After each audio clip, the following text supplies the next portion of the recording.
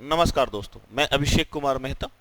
आज जो हम वीडियोज लेकर के आए हैं वो राजनीति विज्ञान के परिचय के संबंध में, क्योंकि शुरुआत जो हम कर रहे हैं पहले टॉपिक से कि पॉलिटिकल साइंस है क्या, अर्थात राजनीति विज्ञान है क्या।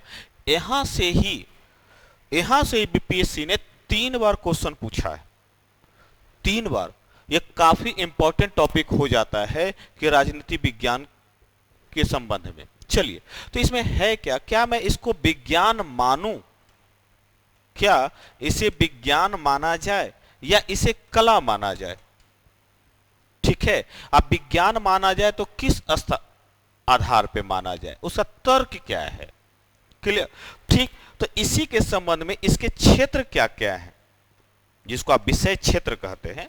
तो यहां से तो एक तो क्वेश्चन यहां से पूछे गए हैं, एक क्वेश्चन विषय क्षेत्र से पूछा गया है, और इसके एक और है विकास क्रम।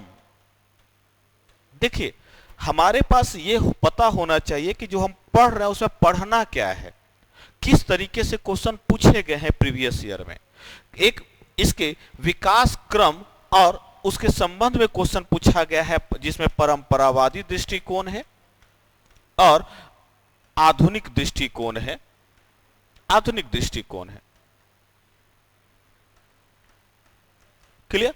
तो एक तो विज्ञान है, विज्ञान माना जाए तो किस आधार पे माना जाए, विषय क्षेत्र इसका विस्तृत कहां कहां तक है, इसको कला माना जाए, कला का मानने का कारण क्या है, इसका विकास क्रम कितना तक है, कैसे परंपरावादी दृष्टिकोण का विकास हुआ, आधुनिक दृष्टिकोण का विकास हुआ। और देखेंगे प्रीवियस ईयर के क्वेश्चन में बीपीएससी के, तो आप देखेंगे कि यहां से क्वेश्चन पूछे गए हैं, 2 क्वेश्चन यहीं से पूछे गए हैं मेंस में, और एक क्वेश्चन यहां से पूछा गया और एक क्वेश्चन यहां से पूछा गया।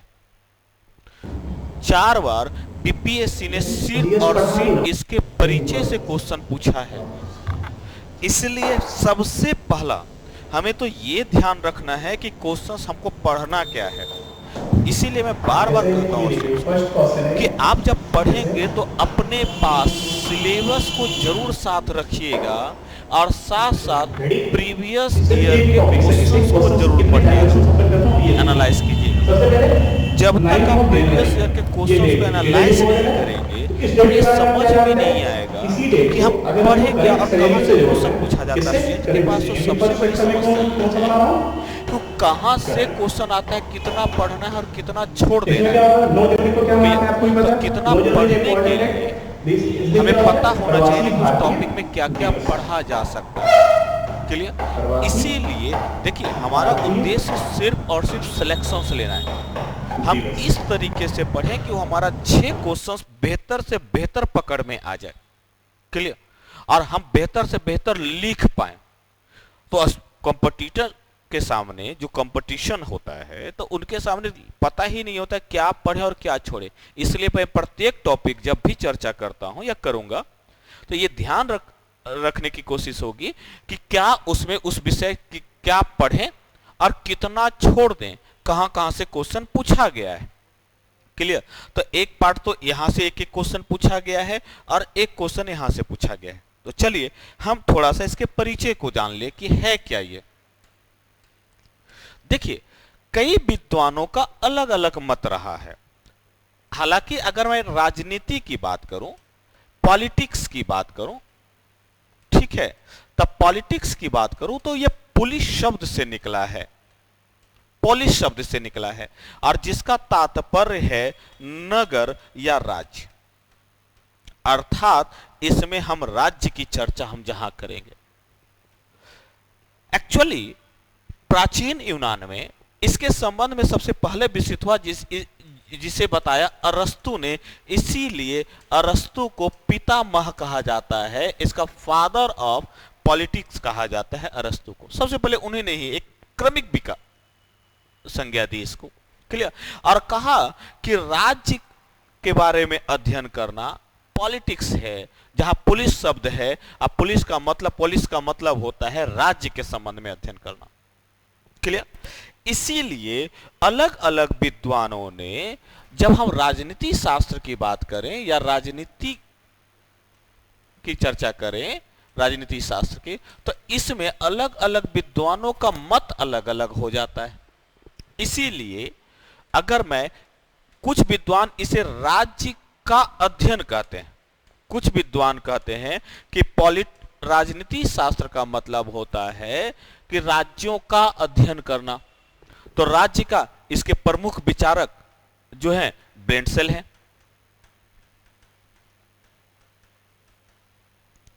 इनके अनुसार राज्य का अध्ययन करना ही राजनीतिक शास्त्र है। कुछ विचारक कहते हैं कि नहीं, सरकार का अध्ययन करना राजनीति है, शास्त्र है। जैसे सीले, लिकॉक जैसे विचारक कहते हैं सरकार का अध्ययन करना राजनीति शास्त्र है। वहीं कुछ विचारक जो कहते हैं कि राज्य प्लस सरकार का अध्ययन करना राजनीति शास्त्र है, जैसे डिमॉक, गिलक्राइस्ट जैसे विचारक। तो मैंने पहले भी कहा था कि जब विचार पढ़ें तो शासक विचारक उसके साथ आते चले जाएंगे। देखिए, तो मैं राज्य का मतलब ही क्या है, राज्य किस आधार पर कहेंगे, राज्य का मतलब क्या होता है।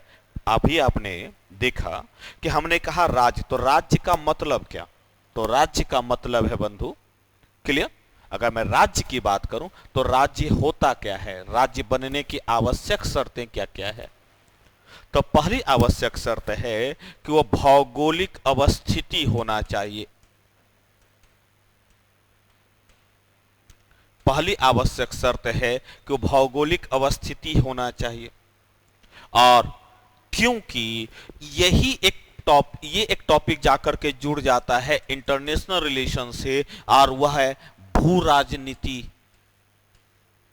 यानी कि ज्योग्राफी और पॉलिटिक्स का मिला हुआ। और अफगानिस्तान मुद्दे को आप देखिए, चर्चा में अफगानिस्तान मुद्दा, ठीक है। हिंद महासागर को देख लीजिए, हिंद क्वाड का गठन देख लीजिए, ये सभी कहीं ना कहीं वो जुड़ा जाता है भौगोलिक अवस्थिति से। तो राज्य के लिए, यहां पर राज्य का मतलब मैं देश भी बोल सकता हूं, क्लियर। तो राज्य के लिए आवश्यक शर्तें क्या क्या है, तो पहली आवश्यक शर्त है भौगोलिक अवस्थिति, दूसरी आवश्यक शर्त है जनसंख्या, अर्थात एक निश्चित भौगोलिक क्षेत्र जहां विभिन्न जाति के लोग वहां रहते हो, ठीक है। दूसरी है सरकार, और चौथी है संप्रभुता, जिसे आप सॉवर्जिनिटी कहते हैं। तो राज्य की 4 आवश्यक शर्तें हैं, क्लियर। और ये चारों आवश्यक शर्तें हमेशा आपको पढ़ने हैं। यहां पर सरकार का मतलब शासन प्रणाली से है दोस्त, शासन प्रणाली, हम किस तरीके से शासन करते हैं, शासन प्रणाली से संबंधित है, क्लियर। और संप्रभुता यानी इसका मतलब है सर्वोच्च शक्ति से। अब मैं भारत की बात करूं, अगर मैं भारत की बात करूं तो भारत जो है, अगर मैं इसको देखूं भारत की,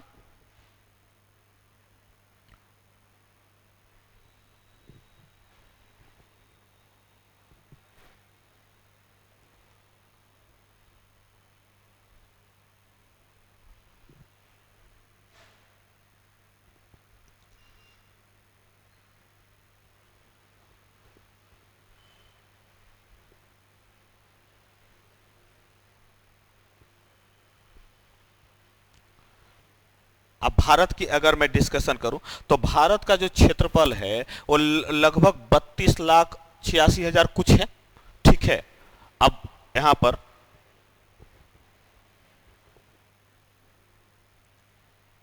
अब देखिए, ये पूरा जो एरिया है, अगर मैं भारत की बात करूं तो ये जो पूरा एरिया है 32 लाख वर्ग किलोमीटर, क्लियर। ये पूरा एरिया, ये पूरा एरिया, क्लियर।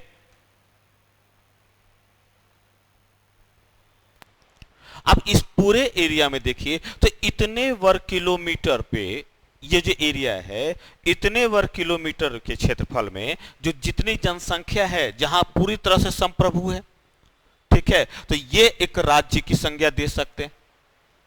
क्लियर? तो भारत एक संप्रभु राज्य है। अब जब आप प्रस्तावना पढ़ेंगे, जब आप प्रस्तावना देखेंगे, क्लियर,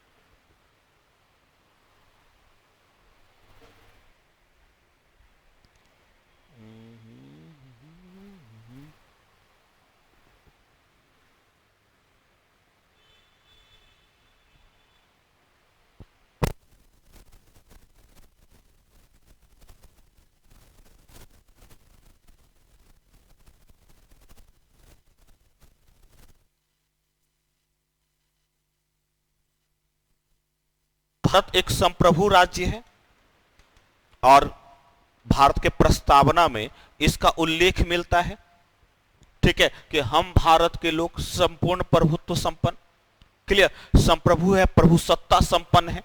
अब ध्यान रखिएगा, तो लगभग 32 लाख वर्ग किलोमीटर में एकल संविधान लागू है, सरकार है जो सर्वोच्च शक्ति का प्रयोग करती है।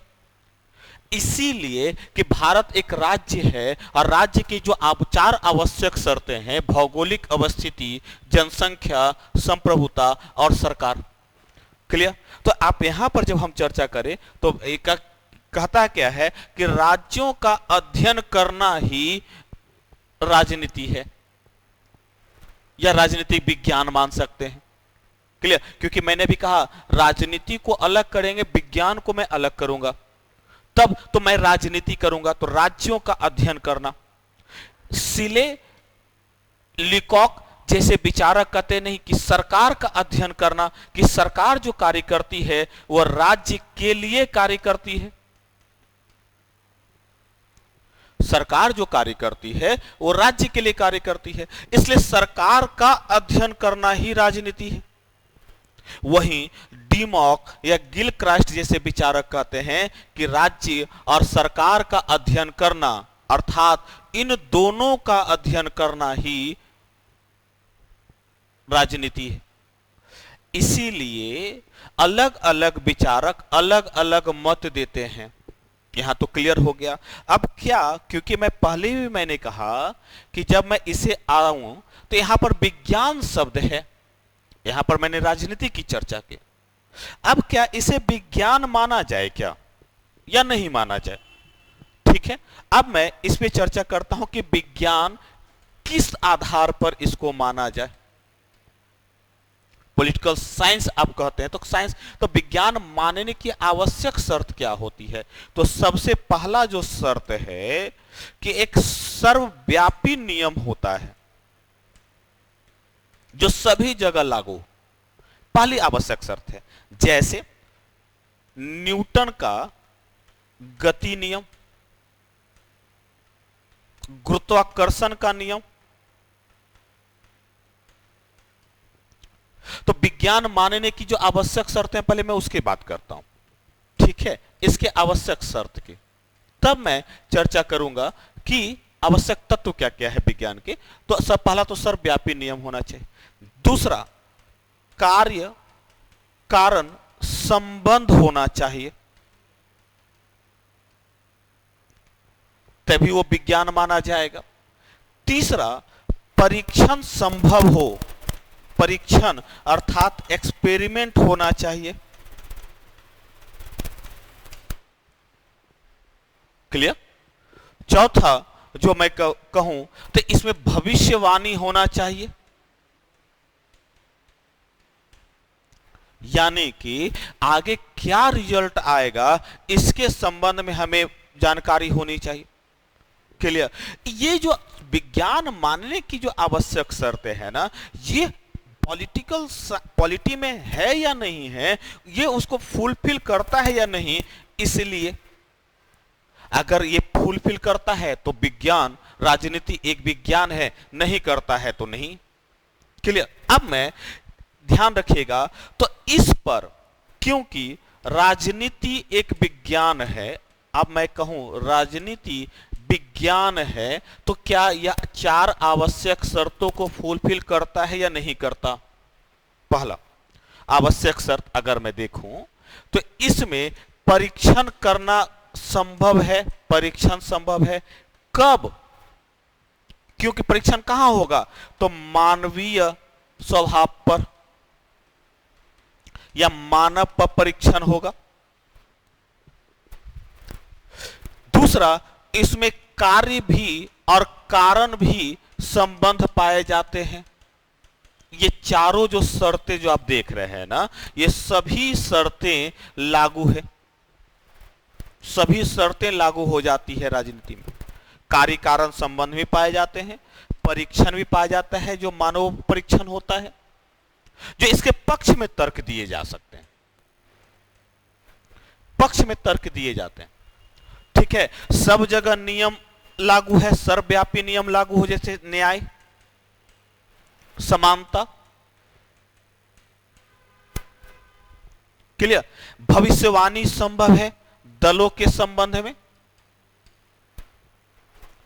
क्लियर? प्रणाली के संबंध में। तो पक्ष में क्या क्या तर्क दिए जा सकते हैं? तो सर्वव्यापी नियम भी है, कार्य कारण संबंध भी पाया जाता है, परीक्षण भी संभव है और भविष्यवाणी भी संभव है। इसलिए इसे विज्ञान माना जाए। क्लियर? तो अलग अलग विचारक इसके संबंध में, जैसे अरस्तु, बोंदा, है ना, प्लेटो, रूसो, हॉब्स जैसे जो विचारक है ना, वह इसको विज्ञान मानते हैं, क्योंकि ये सभी संबंध, ये सभी तत्वों को, आवश्यक तत्वों को फुलफिल करता है। इसलिए इसके पक्ष में इसके तर्क दिए गए। कुछ कहते हैं कि नहीं, इसके विपक्ष में भी तर्क दिए जा सकते हैं। तो विपक्ष में क्या क्या तर्क हैं? तो पहला जो तर्क आता है विपक्ष में कि भाई इसमें जो परीक्षण है ना, वो मानवीय स्वभाव जो है बदलता रहता है, मानवीय स्वभाव जो है वह बदलता रहता है, इसलिए इसमें परीक्षण करना मुश्किल है। क्लियर? सभी जगह यह नियम लागू नहीं होता, सर्वव्यापी नियम लागू नहीं है, सभी जगह समान नियम लागू नहीं है, स्वरूप अलग अलग है, इसलिए मैं इसे नहीं मान सकता। क्लियर? इसी में आप भविष्यवाणी हमेशा बदलता रहता है, भविष्यवाणी में बदलाव होता है, जरूरी नहीं कि जो भविष्यवाणी हुआ वह सही ही साबित हो। इसलिए इसके विपक्ष में भी तर्क दिए गए हैं। इसीलिए हालांकि क्योंकि ये पाया जाता है, इसीलिए हम लोग इसे पॉलिटिकल साइंस, राजनीति विज्ञान कहते हैं। क्लियर? कुछ तो वैज्ञानिक, कुछ राजनीति शास्त्र, ठीक है, लावसेन जैसे राजनीति शास्त्र इसे कला का भी स्वरूप मानते हैं, क्योंकि उनके अनुसार राजनीति जो है एक कला है, कला है, क्योंकि यह शासन का संचालन करने में, संचालन में महत्वपूर्ण भूमिका निभाता है, कला है। ठीक है, कूटनीति होती है, अपने पक्ष में अपनी बातों को पूरा करवाना, तो कूटनीति तय होती है। क्लियर? इसके शासन आगे के स्वरूप को कैसे, तो आगे के स्वरूप को बताने के लिए, क्योंकि हमारी कला है, संचालन करना है, आगे के स्वरूप यानी कि भविष्य का निर्धारण करना है। यह कल्पनाशीलता, भविष्य का निर्धारण अर्थात कल्पनाशीलता को प्रदर्शित करता है। तो लावसेन जैसे विचारक इसे कला मानते हैं। इसीलिए सामाजिक अध्ययन में, जब हम सामाजिक अध्ययन की बात करते हैं, तो सामाजिक अध्ययन में या सामाजिक विज्ञान में या अध्ययन में 3 बातों की चर्चा होती है कि विज्ञान प्लस कला प्लस दर्शन, तीन बातों का उल्लेख होता है, विज्ञान प्लस कला प्लस दर्शन। तो यहीं से यही धीरे धीरे ना आगे बढ़ता चला गया। तो यहां पर तो हमने 2 से 3 बातें कर ली कि राजनीति है क्या। तो फिर से मैं वापस आ रहा हूं कि राजनीति है क्या। अगर परिचय करूं तो इस पॉलिटिक्स से बना है, जो पोलिस शब्द ग्रीक एक भाषा है यूनानी, जिसका मतलब है कि नगर या राज्य, अर्थात नगर या राज्यों का अध्ययन करना, उसके बारे में बताना पॉलिटिक्स है। क्लियर। अब अलग अलग विचारकों ने अलग अलग मत दिया राजनीति तक। कोई ब्लेंडसेल जैसे विचारक कहते हैं कि राज्य का अध्ययन करना ही राजनीति है। कोई कहते हैं, सिले लिकॉक कहते हैं सरकार का अध्ययन करना जरूरी है। डिमॉक गिलक्राइस्ट कहते हैं राज्य प्लस सरकार का अध्ययन, दोनों का अध्ययन करना राजनीति है। एक नया विचार और आया है और वह विचार है मानवीय अवधारणा। मानवीय अवधारणा, मानवों के हितों का अध्ययन करना ही राजनीति शास्त्र है। इसलिए अलग अलग विचारक समय समय पर बदलते रहे हैं, अपने अपना तर्क रखा है। तो एक तो राज्य के संबंध में, सरकार के संबंध में, राज्य तथा सरकार, और मानवीय, मानव के हितों के संबंध में अध्ययन करना राजनीति शास्त्र है। क्लियर। तो मैंने कहा एक एक करके, तो राज्य का मतलब क्या है, तो राज्य का अध्ययन अगर करें तो राज्य के अंतर्गत क्या है आवश्यक शर्तें, तो राज्य के लिए होना चाहिए भौगोलिक अवस्थिति, जनसंख्या, सरकार, और सरकार का यहां मतलब शासन प्रणाली से है बंधु। किस तरीके से शासन, अर्थात मानव के हितों के लिए किस प्रकार से शासन करती है, ताकि उन्हें अधिक से अधिक सुविधा दी जाए, अर्थात उनके हितों को अधिक से अधिक पूर्ति किया जाए। तीसरा और चौथी आवश्यक शर्त है संप्रभुता। संप्रभुता का मतलब सर्वोच्च शक्ति से है। और सिलेबस को देखिएगा तो अलग से एक टॉपिक पढ़ना है आपको संप्रभुता, अलग से आपको भू राजनीति पढ़ना है, अलग से आपको सरकार को पढ़ना है। इसलिए सिलेबस में सिर्फ ये नहीं लिखा होता कि इसके साथ जुड़े हुए हैं, जैसे जैसे आप बढ़ते चले जाएंगे आपको नए नए टॉपिक्स मिलते चले जाएंगे। क्लियर। तो ये हो गया राज्य के संबंध में। क्लियर। अब क्योंकि मैंने कहा राजनीति एक विज्ञान है, तो विज्ञान बनने की आवश्यक शर्तें क्या है, क्या उसका पक्ष को पूरा करता है कि नहीं। तो पहला शर्त है कि कार्य कारण संबंध पाए जाते हैं। दूसरा है कि भविष्यवाणी हो सकता है, परीक्षण संभव है मानवों पर, और सर्वव्यापी नियम पाए जाते हैं, समानता। लेकिन इसके विपक्ष में भी कई तर्क हैं। अब देखिए पक्ष वाले कौन कौन माना है, कौन कौन कहते हैं कि विज्ञान है, तो अरस्तु कहते हैं, बोंदा कहते हैं, प्लेटो, रूसो, हाउस, आप लिख सकते हैं। क्लियर। इसी के साथ साथ अब राजनीति के संबंध में तो मैंने कहा कि राजनीति कला भी है, या इसके विपक्ष में अगर तर्क दिया जाए राजनीति के, ठीक है, तो इसके विपक्ष में भी आप तर्कों को देखिए कौन कौन से तर्क हैं। तो सर्वव्यापी नियम लागू नहीं होता, स्वरूप बदलता रहता है। क्लियर। परीक्षण संभव है, लेकिन मानवीय स्वभाव में बदलाव होता रहता है, इसलिए परीक्षण संभव बहुत मुश्किल हो जाता है कभी कभी। क्लियर। भविष्यवाणी संभव है, लेकिन बदलाव हो सकता है, इसलिए इसके विपक्ष में भी तर्क दिए जा सकते हैं। अब जैसे परीक्षण, तो सामान्य इच्छा का सिद्धांत, रूसो द्वारा जो सामान्य इच्छा का सिद्धांत दिया गया, इसी के संबंध में।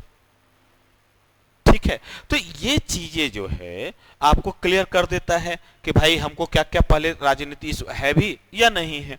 चलिए अब विपक्ष में तर्क के बाद जब आते हैं, ठीक है, कि राजनीति के आगे के स्वरूप क्या क्या होना चाहिए, शासन के संचालन। अब इसको कोई कहता है कि कला है, तो कला का तात्पर्य क्या होता है, तो कला के लिए भविष्य का निर्धारण होता है। कला का मतलब जो कल्पनाशीलता पर आधारित हो, ठीक है, कल्पनाशील हो कि हमारा राष्ट्र कैसा हो, तो हमारा राष्ट्र संप्रभु संपन्न हो, हमारा राष्ट्र लोकतांत्रिक हो। अब प्रस्तावना यही तो कहती है, कल्पनाशीलता ही तो प्रस्तावना है। प्रस्तावना पूरी तरह से कल्पनाशीलता पे आधारित है। क्लियर। जैसे अगर मैं प्रस्तावना की बात करूं तो जैसे संप्रभु हो, लोकतांत्रिक हो, नहीं, जैसे समाजवादी हो, पंथ निरपेक्ष हो, गणतांत्रिक हो। ये सभी कल्पनाशीलता ही तो है कि हमारा राष्ट्र सबको समान न्याय, स्वतंत्रता, समानता मिले, बंधुत्व हो। इसीलिए कुछ वैज्ञानिक लाभ से, जैसे विद्वान कहते हैं कि यह कल्पनाशीलता पर आधारित है, इसलिए यह कला है। शासन का संचालन होता है और शासन का संचालन करने के लिए हमें कूटनीति की आवश्यकता होती। क्लियर? दूसरे देशों के साथ संबंध स्थापित करने के लिए हमें कूटनीति की आवश्यकता होती, इसीलिए इसे कला भी माना गया है। तो इसीलिए सामाजिक अध्ययन में जब हम बात करते हैं विज्ञान या अध्ययन में, तो विज्ञान भी है, कला भी है और दर्शन के स्वरूपों को भी निर्धारित करता है। क्लियर? इसीलिए जब आप देखते हैं, मैंने शुरू में कहा कि क्या है राजनीति विज्ञान। क्लियर? तो राजनीति विज्ञान क्या है, तो यह आपको पढ़ना क्या है, तो पहला क्या है कि राजनीति क्या है, तो पोलिस शब्द से, तो विज्ञान कैसे है तो पता चल गया, कला है तो कैसे है। अब इसके तो क्या क्या क्षेत्र इसमें आते हैं, विषय क्षेत्र क्या क्या है राजनीति विज्ञान का, तो अब इसके विषय क्षेत्र में आते हैं। इसका जो विषय क्षेत्र है ना, उस समय के अनुसार बहुत व्यापक होता चला गया है और खास करके आज के दौर में यथार्थवादी स्वरूप धारण कर चुका है। इसीलिए मैंने जब इसको बांटा तो परंपरावादी और आधुनिक स्वरूपों में जब बांटा, तो इन दोनों को मिलाकर के देखते हैं तो इसके विषय क्षेत्र बहुत व्यापक हो जाता है। ठीक है? इसमें आपको राज्य, सरकार, संस्था, अंतरराष्ट्रीय संबंध,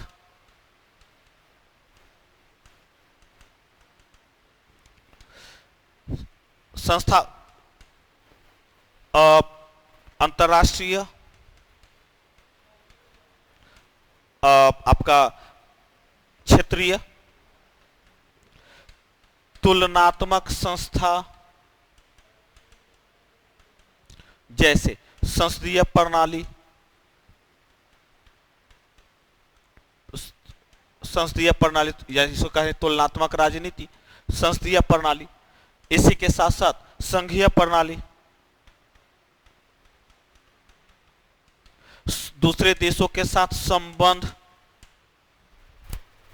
इसके विषय क्षेत्र बहुत व्यापक हो जाते हैं। और इसीलिए पीएसआईआर जब आप बांटेंगे तो पीएसआईआर को आप बांट करके देखिए, तो पॉलिटिकल साइंस, अंतरराष्ट्रीय संबंध, पॉलिटिकल साइंस, ठीक है, आपका पॉलिटी। इसीलिए यह टॉपिक ना अपने आप बहुत बड़ा होता चला जाता है, इसका विषय क्षेत्र बहुत व्यापक है और आधुनिक काल में यह बहुत और जटिल हो चुका है। एक्चुअली 1948 में एक जब सम्मेलन हुआ यूएनओ के नेतृत्व में कि कहा गया कि राजनीति क्षेत्र की व्यापकता क्या क्या है, तो उस समय गठित हुआ कि क्या क्या इसके विषय क्षेत्र इसके कितने व्यापक हैं, तो ये सभी सीधे अन्य भी आ जाएंगे, तो सभी राजनीतिक क्षेत्र के विषय क्षेत्र हैं। क्लियर?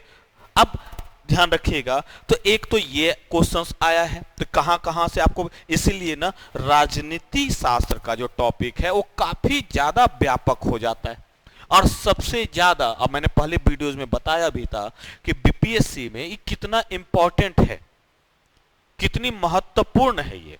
क्लियर? तो पहला तो है कि आपको पॉलिटिकल साइंस और इंटरनेशनल रिलेशन, इसी में हमने विषय क्षेत्र के, तो ये भी हमने चर्चा की, ये भी और ये भी। अब इसके विकास क्रम को ध्यान रखिएगा, जब मैं इसके विकास क्रम पे जाता हूं, क्लियर, कि विकास कैसे हुआ, तो दो विकास क्रम है। क्लियर? परंपरावादी, इसका जो समय काल, इसी को आमतौर पे क्लासिकल भी कहा जाता है, क्लासिकल राजनीति शास्त्र। इसका जो समय काल है वह प्राचीन काल से 1930 1945 तक माना जाता है। एक्चुअली वर्ल्ड वार, द्वितीय विश्व युद्ध के बाद पूरे परिदृश्य ही बदल गया, पूरे अंतरराष्ट्रीय परिदृश्य। इसीलिए 1945 तक माना जाता है, 1930 तक भी कहीं कहीं बुक में लिखा हुआ है। और दूसरा जो काल है, दूसरा है जो आधुनिक राजनीति विज्ञान है, जिसे आप परंपरावादी दृष्टिकोण कहते हैं और आधुनिक दृष्टिकोण कहते हैं। क्लियर? तो इन दोनों की चर्चा हम नेक्स्ट वीडियोस में करेंगे कि क्या क्या है। पहले तो हमने आज एक मोटा मोटी एक व्यू हम फिर से रख लेते हैं कि हमने जो आज चर्चा की, तो ये विज्ञान के राजनीति क्या है इसके संबंध में चर्चा की। राजनीति क्या है तो इसके संबंध में चर्चा की। राजनीति परिचय तो पॉलिटिक्स है, पॉलिसी से मिलकर के बना है, नगर या राज्य कहते हैं, इसके पिता अरस्तु हैं। क्लियर? राजनीति शास्त्र तो क्या क्या है, राजनीति कहेंगे किसको, तो राज्यों का अध्ययन करना राजनीति है, ब्लिंडसेल कहते हैं। सरकार का अध्ययन करना सीले और लिकॉक कहते हैं। राज्य और सरकार दोनों का अध्ययन करना गिलक्राइस्ट और डिमॉक कहते हैं। मानवीय अवधारणाओं का अध्ययन करना, जो एक नई अवधारणा आई। राज्य के लिए क्या क्या आवश्यक शर्तें हैं, तब भौगोलिक अवस्थिति होना चाहिए, जनसंख्या होना चाहिए, सरकार होना चाहिए और संप्रभुता होना चाहिए। इन सब का उल्लेख आगे करेंगे। तो भारत एक राज्य है, एक देश है जो आवश्यक शर्तों को पूरा करता हो। अमेरिका एक राज्य एक देश है। क्लियर? आपका ये क्या बोलते हैं, ब्रिटेन एक, जितने 206 देश है ना भाई, तो 206 देशों के। क्लियर? तो ये आप ध्यान रखिएगा। फिर इसी में हमने कहा इसकी चर्चा, तो इसके विषय क्षेत्र क्या है, ठीक है। फिर इसके विज्ञान के संबंध में हमने कहा कि इसे विज्ञान माना जाए या नहीं माना जाए। क्लियर? तो विज्ञान मानने के आवश्यक तत्व क्या क्या है, तो सर्वव्यापी नियम होना चाहिए, कार्य कारण संबंध होना चाहिए, भविष्यवाणी होना चाहिए, परीक्षण संभव हो। अरस्तु, बोंदा, प्लेटो, रूसो, हॉब्स इसे विज्ञान मानते हैं क्योंकि इन तत्वों को पूरा करता है। इसके विपक्ष में भी कई शब्द, कई चीजें आई है विपक्ष में, तो कहता कि सर्वव्यापी नियम सब जगह लागू नहीं है, स्वरूप में परिवर्तन होता रहता है। परीक्षण संभव नहीं है क्योंकि मानवीय स्वभाव में बदलाव होता रहता है। भविष्यवाणी संभव नहीं है कि बदलाव होता रहता है। लेकिन क्योंकि यह देखा गया है कई जगह, कई देशों में, जब तुलनात्मक देखते हैं, कई देशों में समान व्यवस्था लागू है। जैसे अमेरिका, भारत में लोकतंत्र बहुत मजबूत अवस्थिति में। क्लियर? सभी जगह न्याय की व्यवस्था लागू है, सभी जगह समानता की व्यवस्था लागू है। इसीलिए इसके संबंध में से राजनीति विज्ञान माना जा सकता है। राजनीति में तब क्या क्या है, तो यह कला भी हो सकता है क्योंकि यह भविष्य का निर्धारण होता है। कल्पनाशीलता, भविष्य का निर्धारण क्या, उसके लिए कल्पनाशीलता होना चाहिए। जैसे हम उदाहरण, मैंने एग्जांपल्स दिया, प्रस्तावना, शासन का संचालन करने महत्वपूर्ण होता है, कूटनीति की आवश्यकता होती है, जैसे लाभसेन जैसे विचारक मानते हैं। क्लियर? तो इसीलिए अब इसी में हम आगे चर्चा किए कि इसका विषय क्षेत्र क्या क्या, तो विषय क्षेत्र बहुत व्यापक है। 1948 में जो इसका विषय क्षेत्र निर्धारित हुआ और 1991 के बाद और भी बदलाव होता जा रहा है। कोरोना काल के दौरान इसकी भूमिका और बढ़ी। क्लियर? तो राज्य का, सरकार का, अंतर्राष्ट्रीय, क्षेत्रीय संस्था, अंतर्राष्ट्रीय संबंध, तुलनात्मक संस्था या राजनीति, संसदीय प्रणाली हो गया, संघीय प्रणाली हो गया, संवैधानिक अन्य संस्था हो गए, ये सभी इसके विषय क्षेत्र में आ जाते हैं। संबंध चर्चा करना है, ठीक है। इसी में अन्य तो क्षेत्रवाद हो गया, भाषावाद हो गया, ये सभी इसी के पार्ट हैं। सांप्रदायिकता हो गया, सभी इसी के पार्ट आ जाएंगे। तो इसके विषय क्षेत्र बहुत व्यापक और जटिल हो जाता है। क्लियर? इसी के साथ साथ आप चर्चा करें तो हमने कहा अब विकास क्रम, तो विकास क्रम मैंने कहा कि समय के अनुसार इसके विकास क्रम में बदलाव होता चला गया। प्राचीन काल से 1930 तक परंपरावादी, जिसे आप क्लासिकल भी कहते हैं, दृष्टिकोण बदलते चले गए और आधुनिक राजनीति 1945 के बाद। तो इसकी चर्चा मैं नेक्स्ट वीडियोज में करूंगा। तो आज के लिए धन्यवाद।